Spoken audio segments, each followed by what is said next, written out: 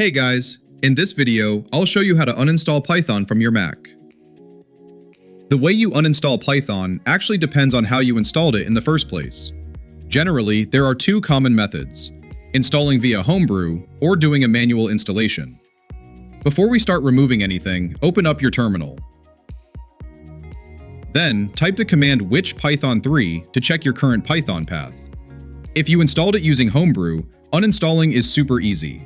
Just run the command brew uninstall python.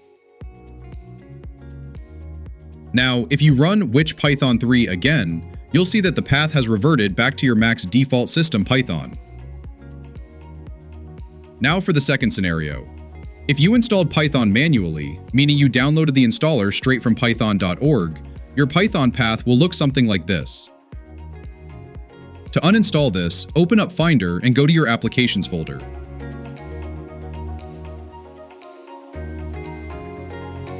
Find the Python folder, right-click on it, and select Move to Trash.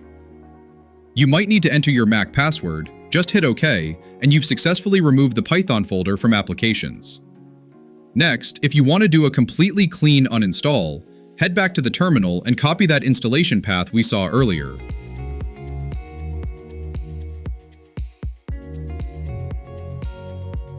Go back to Finder, press Shift-Command-G, paste the path in there, and hit Return.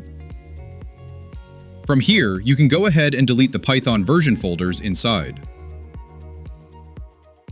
Finally, go up to the Go menu and select Home to open your user directory.